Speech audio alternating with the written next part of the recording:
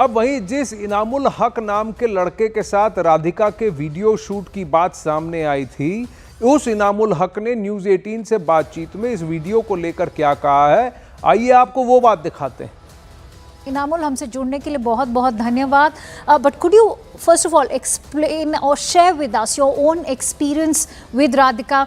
आप उनके साथ इस वीडियो में थे, कैसी शख्सियत थी उनकी, थोड़ा हमें बताइए। और बहुत बहुत दुखद घटना रही है ये, हम आपको भी अपने कंडोलेंसेस कन्वे करना चाहेंगे। जी, मैं आपको इसके बारे में ज़्यादा क्या बताऊं, बिकॉज 4 to 5 आवर्स का शूट था और मेरे लिए वो एक को एक्ट्रेस थी जी, जिनके साथ हमने म्यूजिक वीडियो शूट किया। तो मैं तो उनको एक्ट्रेस की निगाह से ही देख रहा था। तो आई डोंट नो कि मैं आपका इस सवाल का जवाब कैसे दूं या उनके बारे में क्या बताऊं, बिकॉज मुझे ज़्यादा है नहीं उनके बारे में डिटेल मेरे पास। आपकी उनसे पहली बार मुलाकात कब हुई थी? जब ये शूट शुरू हुआ तब आपकी उनसे पहली बार मुलाकात कब हुई? हम लोग पंजाब टाइगर्स टेनिस टीम के लिए दिल्ली गए थे और वहां पर उन्होंने मेरी टीम मेट को बोला था कि उनको एक्टिंग में भी शौक है और उनको करना है एड्स और म्यूजिक वीडियो। देन उन्होंने मुझे बोला, मेरी टीम मेंबर ने, मैंने बोला आप इनका नंबर ले लीजिए, कुछ भी होता है मैं इनको बता दूंगा। और मैंने बोला दिल्ली रहते हैं बट मैं तो मुंबई रहता हूँ, तो मुंबई में तो पॉसिबल नहीं होगा, बिकॉज अगर आपको एज एन एक्ट्रेस काम करना है तो आपको मुंबई में रहना ज़रूरी है। तो मैंने बोला अगर कुछ होगा तो मैं आपको बता दूंगा। तो उस टाइम एक म्यूजिक वीडियो था कारवा, जो मैं मिस्टर जीशान के साथ कर रहा था एंड उसमें डायरेक्टर अली अहमद थे। मैं सिर्फ अपना गाना दे रहा था और वो लोग कास्टिंग कर रहे थे। तो अचानक से जीशान अहमद उन्होंने मना कर दिया कि मैं नहीं कर रहा म्यूजिक वीडियो। अच्छा। बिकॉज कुछ उनका फैमिली इशू हो गया था। तो फिर डायरेक्टर ने बोला इनाम लास्ट मोमेंट है, इसको आप कर लो। तो मैंने पहले राधिका की प्रोफाइल भेजी हुई थी व्हाट्सएप ग्रुप में कि आप इसको देख लीजिए। पहले सब लोगों ने बोला कि वो काफी यंग है, जीशान अहमद उनके साथ। फिर जब मेरी बारी आई, जब मैं इसको एज एन एक्टर शूट करने लगा, तो बोले कि हाँ अभी ये फिट है तो राधिका से आप बात कर लीजिए। तो मैंने उनको बोला कि ऐसे ऐसे एक म्यूजिक वीडियो है, गाना है। मैंने गाना भेजा राधिका को एंड राधिका उसके लिए एक्साइटेड भी थी, बिकॉज उन्होंने इससे पहले कोई ऐसा काम किया नहीं था। तो राधिका ने मुझे बताया कि उनके फादर को ये गाना बहुत अच्छा लगा। अच्छा। कारवा, उन्होंने ये मुझे बोला था। हाँ, इनाम, मैंने बोला ठीक है फिर हम उस शूट फोन करते हैं। कॉल तक, उस फोन कॉल तक और उसके पहले जब उन्होंने आपको अपना कांटेक्ट नंबर दिया कि यदि कोई भी अपॉर्चुनिटी हो तो आप मुझे कांटेक्ट करिए, उस पैसेज ऑफ टाइम के दौरान आपका कोई भी संपर्क हुआ था राधिका के साथ? मेरा कोई ऐसा कोई कांटेक्ट नहीं हुआ, बट इंस्टाग्राम पर हम लोग कनेक्टेड रहते हैं। तो कभी स्टोरी पर कोई रिप्लाई दे दिया, कभी कुछ ऐसे ही था जी। बट मेरा कोई भी ऐसा लॉन्ग कॉन्वर्जेशन थोड़ा भी नहीं हुआ। और ना मुझे दिल्ली इंडस्ट्री उससे कुछ काम, या वहाँ पर मैं मुंबई में ही रहता हूँ। तो जब कोई मतलब इन फ्यूचर में अगर कल चंडीगढ़ में कोई गाना शूट करने जाऊँ तब मुझे कोई याद आएगा कि कोई एक्ट्रेस है यहाँ पर या नहीं है। बट उसके बीच में मेरी ऐसी कोई भी बातचीत नहीं हुई। बट मेरे जहन में था कि हाँ ये इनको हम कास्ट कर सकते हैं जी, बिकॉज उनका जो कैमरा लुक है वो बहुत अच्छा था। क्योंकि हम लोग जब टेनिस का शूट कर रहे थे तभी मुझे मेरी टीममेट बोले थे कि ये क्यूट लगती है और आप इसने बोला भी कि इसको कुछ करना है एक्टिंग में, तो इनाम जी आप बताइएगा। इस तरह से बात हुई थी। इनाम, और आपने एक बहुत, मैंने उनको हाँ, ये भी बताया। जी हाँ प्लीज नहीं बताइए। आप खत्म करिए अपनी बात, फिर मैं अपना सवाल पूछूं। मैंने उनको ये भी बोला था कि ये हम लोग ना कोई भी लेबल के साथ में कहीं भी म्यूजिक वीडियो नहीं कर रहे हैं, नॉर्मल सा म्यूजिक वीडियो है जिससे हमारी कोई एक्सपेक्टेशन भी नहीं है। वो सिर्फ मैं अपने यूट्यूब चैनल पर डाल दूंगा। तो हम कुछ बजट या जो पेमेंट है उसका भी राधिका आप देख लीजिएगा। तो उन्होंने बोला कि हाँ कोई इशू नहीं है, अगर आप कन्विंस अमाउंट भी देते हैं। जो टीम थी तो उनको जो भी अमाउंट दिया, जो भी पेट्रोल का होता है, एंड वो अपनी मदर के साथ में सेट पर आई। अच्छा, तो आप कह रहे हैं कि उन्हें सिर्फ कन्वेंस अमाउंट लिया, कोई फी नहीं ली? हाँ, कन्वेंस अमाउंट दिया गया था बिकॉज ये कोई ऐसा कोई लेबल के लिए नहीं था।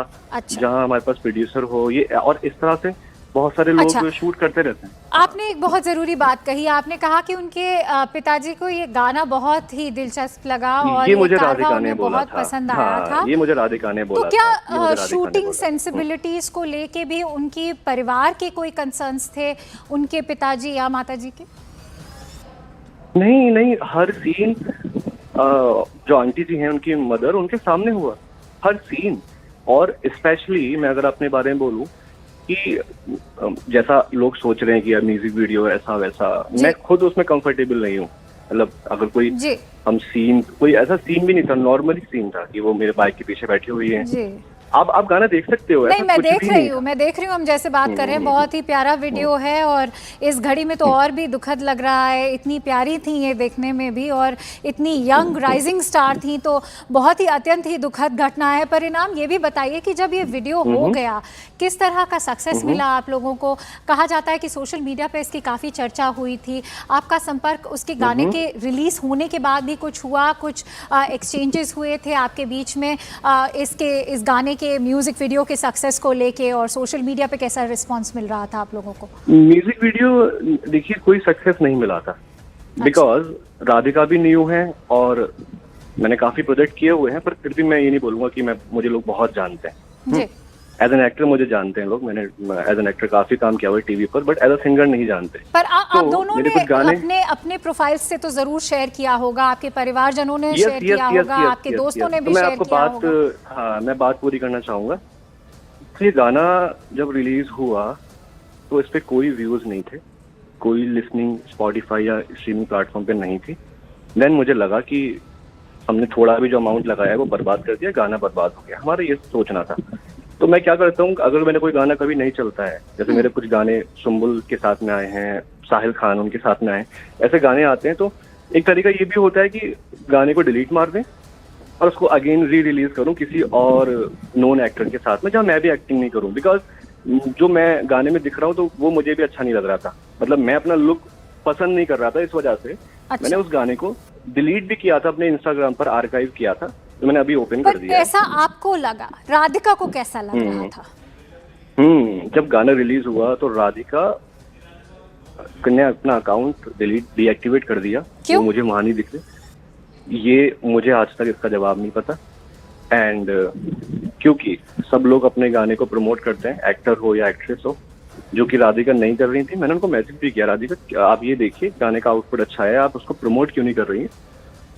तो रिसेंटली शायद उनके दादाजी की डेथ हुई थी, इंतकाल हुआ था कुछ, मैंने ऐसा स्टोरी देखा था, तो फिर मैंने कुछ नहीं बोला। मुझे लगा आई थिंक ये वजह है कि कुछ फैमिली में इशू हुआ है, वो प्रमोट नहीं कर रही है। पहले तो आपने जब उनसे पूछा, आपने जब उनसे यही सवाल पूछा तो उनका जवाब क्या था?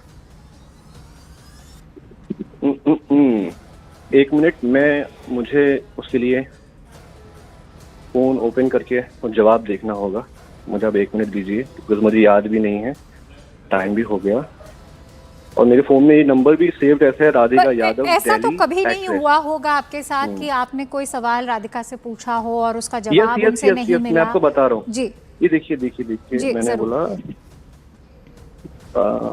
राधिका पोस्टर बनवाना है, पिक्चर भेजिए।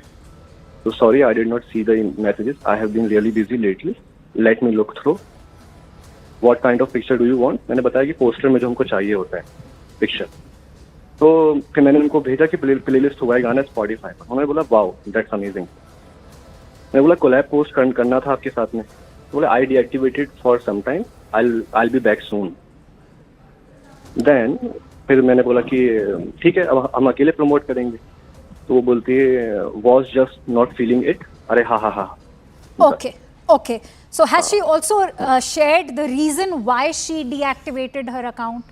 कोई रीजन दिया आपको? नहीं, क्योंकि क्या है ना, आप जानते हैं कि अगर कोई एक्ट्रेस है और मैं एक्टर हूँ, मैं इतना पर्सनल लाइफ में क्यों घुसूंगा कि आप डीएक्टिवेट क्यों कर रहे हो अपना अकाउंट, आपने शेयर क्यों नहीं किया? बिकॉज ये हमारे लिए हर रोज का है, मतलब मैं पर ये आपके लिए और आपके पूरे म्यूजिक वीडियो के लिए बहुत ही क्रिटिकल जंक्चर था, जिसपे प्रमोशन बहुत ज़रूरी था। तो उस वक्त आपकी को एक्ट्रेस थी राधिका यादव, उन्होंने अगर अपना अकाउंट डीएक्टिवेट कर दिया तो मतलब आप हमें ये भी बता सकते हैं कितनी दिनों के लिए डीएक्टिवेटेड था ये पूरा अकाउंट उनका? नहीं, ये मुझे बिल्कुल मुझे याद नहीं है। तो वो सोशल But- मीडिया से पूरी तरह गायब हो गई। हाँ, बट मैं ये देख सकता हूँ कि गाने से पहले, गाने के बाद भी वो उनका जो अकाउंट था वो डीएक्टिवेट एक्टिवेट होता रहता था। ऑलराइट। बिकॉज जब भी कोई एक्टिवेट होता है तो उसकी स्टोरी हमको पेज पर शो करती है, वरना नहीं करती है, राइट। उसके बाद मुझे भी ऐसा लगा कि ठीक है, मैं इस गाने को डिलीट कर देता हूँ। एंड राधिका ने भी प्रमोट नहीं करा और ज्यादा चला नहीं। एंड डायरेक्टर को मैंने बोला कि डायरेक्टर अली सर कि वो गाना नहीं चलाया, क्या करें, हम इसको डिलीट कर देते हैं, ऐसा। बिकॉज ये सिर्फ कारवा ही नहीं, और भी मेरे गाने हैं, साजिशें हैं, गाना जी। मैंने उसको डिलीट कराया है। तो उसको मैं अगेन री रिलीज करूंगा, बिकॉज हम लोग इतना टाइम देकर गाना बनाते हैं, मेहनत करते हैं, लिखते हैं, और फिर थोड़ा भी आउटपुट नहीं आए तो फिर लगता है कि क्या करें। तो फिर मैं ये मेरा करता हूँ। आखिरी शंकर आनंद इस वक्त हमारे साथ जुड़ रहे हैं। शंकर आनंद, इनामुल हक ने न्यूज 18 से बात करते हुए सारी बातें साफ कर दी कि 4-5 घंटे का वीडियो शूट करने के लिए वो मुंबई से दिल्ली में आए। उन्होंने चैट्स भी अपने इसमें से पढ़कर सुना दिए। तो ये पूरा लव जिहाद का एंगल या जो भी कोई भी एंगल हो, रोमांटिक एंगल हो, ये सब तो अब नहीं दिख रहा। लेकिन एक बात बताइए कि एफआईआर में जो बात दर्ज है कि क्या कहा था, कौन कहाँ था, और जो सिक्योरिटी गार्ड कह रहा है कि क्या क्या हुआ और कौन कहाँ था, इसमें तो अंतर दिख रहा है।